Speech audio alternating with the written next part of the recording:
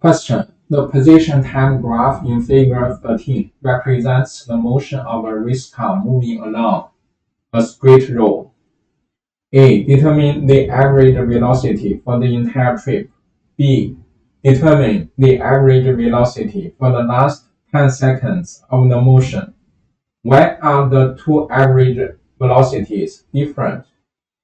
C. Determine the instantaneous velocity at 4 seconds, 8 seconds, and 12 seconds. D. Sketch a qualitative velocity time graph for the motion of the car. A.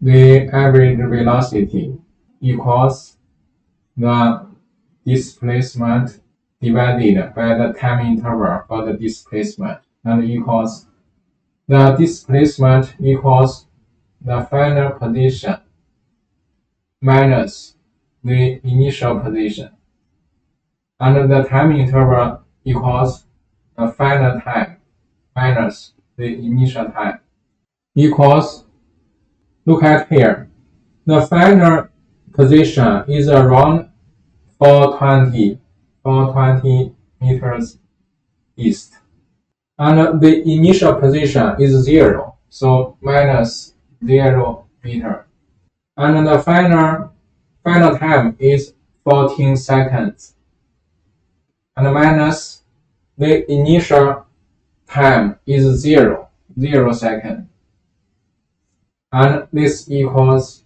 30 meter per second east. And B, again, the average velocity equals the displacement divided by the time interval for the displacement, equals the final position minus the initial position, and divided by the time interval, and equals, now the final position is like A, it's around 420 meter east, and minus, now the initial position, because it asks for the last 10 seconds of the motion, so the initial position should be the position at 4 seconds. So at 4 seconds, the position is around 40 meter east, and the time interval is 10 seconds. So this equals 38 meter per second east. And it asks, why are the two average velocities different? It's different because the car has acceleration, so its velocity is increasing in the process. So the two average velocities are different. C. The instantaneous velocity at a time point equals the slope of the position time graph at that point, and the slope of the position time graph at a time point equals the slope of the tangent line at that time point. I just show how to find the instantaneous velocity at 8 seconds. The way to find the instantaneous velocity at 4 seconds and 12 seconds are the same. The 8 seconds is here, and I already draw the tangent line at 8 seconds. So the instantaneous velocity at 8 seconds equals the slope of the tangent line at 8 seconds. And look at this tangent line, and the position here is around 330 meter east, minus, and look at here, at this end the position is 0, so minus 0 meter. And now the time interval, at this end the time is 14 seconds, minus, at this end the time is 4 seconds, so here is 4 seconds, and this equals 33 meter per second east. So this is the instantaneous velocity at 8 seconds. The way to find the instantaneous velocity at 4 seconds and 12 seconds are the same. Now question B.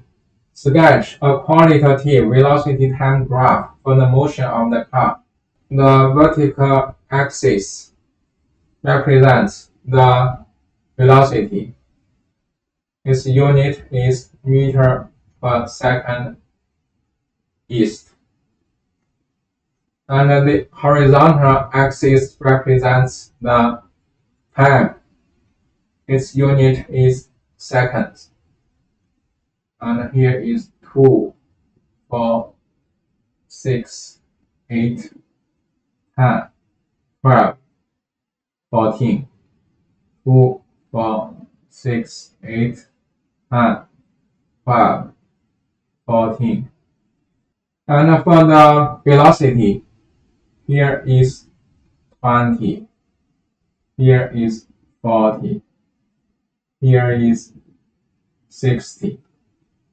And from the graph of the position time, we can see that here is 0.